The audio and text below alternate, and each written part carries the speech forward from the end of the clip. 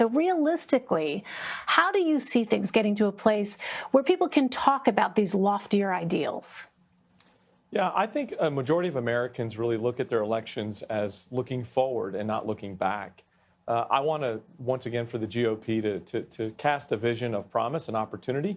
I think our policies make sense in a majority of households across this country. And quite honestly, that's what's driven me to write the GOP 2.0 book is we need to embrace the things that we do well as Republicans, but we certainly need to look at opportunities to improve, such as the way we approach empathy and also our tone. Our tone has absolutely been atrocious of late, and I think it's cost us votes all over the country.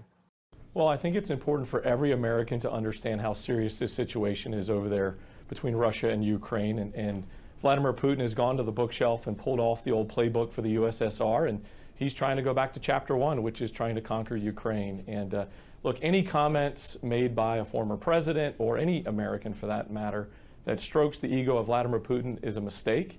It's a step in the wrong direction, and we're about ready to watch maybe the largest ground invasion since World War II play out in front of us. And certainly, I don't think we should call Vladimir Putin anything other than a selfish, brutal dictator. Well, when I first started drafting this a few months ago, it was important for me to try to eliminate all of the partisan angles to it, right? I just felt like this is there's enough meat here for us to find some solutions. And so empowering communities to be a part of fixing their crime problems is a great place to start. And it allowed Democrats and Republicans equally to participate in trying to fix this.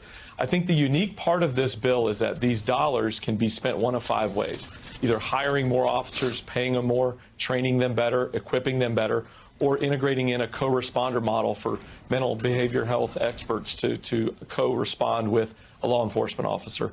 And look, I think at the end of the day, there's a lot of solutions out there that if we just eliminate the partisanship, like around health care and other issues, we can really get real solutions across the finish line, not only here in Georgia, but across the country.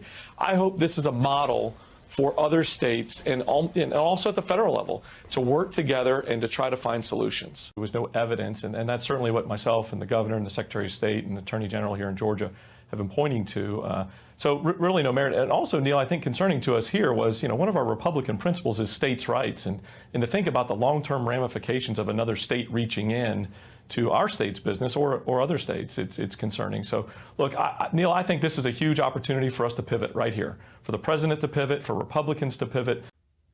We've not seen any get to our office yet, and certainly we'll make sure that every sort of legal opportunity to make sure that that's, if there's an issue out there, we want to make sure we understand it, investigate it, and be able to make sure that we're able to rectify it. There's a lot of solutions in search of a problem. Republicans don't need election reform to win. We need leadership. I think there's millions of Republicans waking up around the country that are realizing that Donald Trump's divisive tone and strategy is unwinnable in forward-looking elections. We need real leadership. We need new focus, a GOP 2.0 that includes moderates in the middle to get us to the next election cycle. Yeah, to me, that video sounded like fear-mongering, right? I didn't hear Stacey Abrams mention anything in that with the Democrat ideas that were actually included into that bill. There was a number of ideas that we realized during the debacle, the 10-week debacle that was certainly centered on and started by Donald Trump, right? But the debacle showed us that there was some ways to modernize and clean up the way that we deliver elections here in Georgia. And I was very proud to partner with a number of Democrats in our chamber in the Senate and help champion some of those ideas across the finish line. At what point did those conservative issues stop mattering more to rank and file voters than whether you were part of a personality cult and you pledged eternal fealty to a former reality TV host? When did that happen? Yeah, I think it happened over time, but when we started worrying more about a person than a party, that's how we got here. And look, we've got 4 years to try to get this right. And for me, I believe a majority of Americans believe a Republican's best to be in charge of the economy, public safety, and national security. And we should never leave a meeting without reminding everybody why we're good at that. And that's really where we drifted away from. This doesn't need to be a personality contest. This needs to be a policy over politics platform where we go to work every day and try to solve real problems for real people. There's millions of people out there that are trying to look for leadership. There's a vacuum of leadership inside the GOP.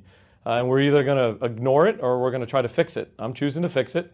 And I think by the time we get to 2024, we're going to see a number of folks, an overwhelming majority, gravitate towards a GOP 2.0, some because they believe it in whole, some because they partially believe it, and some are just going to get tired of losing. Yeah, this past week I was up in New Hampshire meeting with voters all across the political spectrum and really laying the groundwork for GOP 2.0 to make sure we set their expectations in the first and in the nation primary process to want a GOP candidate with a 2.0 approach. And I'm hearing from them they're ready for real leadership. You know, if we're all being honest with ourselves, we wouldn't let Donald Trump or Joe Biden be the leader of any company in this country, certainly not even a lemonade stand. We wouldn't pick them.